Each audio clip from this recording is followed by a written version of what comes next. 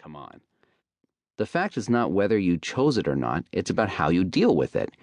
We can delve into the methodologies of Doctors Vitale or DeMartini, and they would say, yes, you chose that. But I like quick results, so I don't care about the situation you are in. I care about how you deal with it. When I'm giving talks, I tell people to be like water. Water is the most undervalued element. We see a single drop, and even though one drop is insignificant, 5,000 drops is a glass of water. 500,000 drops is a place to swim, and 5 million drops can carry your house away. That drop isn't so insignificant, now is it? If you put your foot in the creek, the water simply flows around your foot. It doesn't stop all of a sudden and complain that it didn't choose for your foot to be in its way. Water does what it does, flows in the direction it's going in.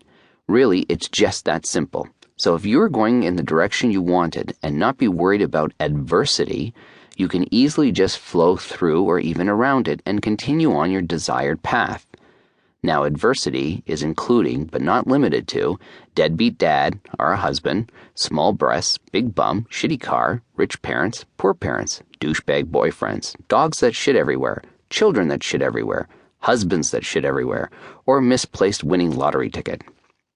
The myth that humans are wired to survive is technically not true. Humans are wired not to change. We take a long time to finally change, and that is only when it becomes imperative for our survival. This is why cockroaches will outlive us. They will change to whatever environment they are in. The fact is that you are in a better position than the person on your left, and not as great a place as the person on your right. It's life. Either give up or deal with it. Now, when I ask you, what do you want, most of you will answer, I don't know. I'll grind my teeth in frustration and repeat the question. You will laugh uncomfortably and then state the same thing again with an impassioned, really, at the beginning as if to tell me of your certainty. My response is then that everyone knows what they want, to which you will reply, well, I don't. One clever dick in the audience will even respond with, not everyone knows. My brother is 36 and doesn't know what he wants. Well, for the record, this is the person that I would ask not buy this book. The rest of you are still frustrating, but at least willing to try. Instead of going through the debate at length, just trust me when I make this statement. Everyone, including you, knows what they want out of life. The reason you think you don't know is because you've repressed it. Why? Well, don't ask me. Ask yourself.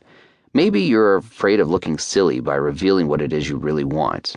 Maybe to model or to act or to become a pilot. Because you think you're too old, too big, too dumb, insert your own excuse, that it will never happen. And that's silly. So others will laugh at you.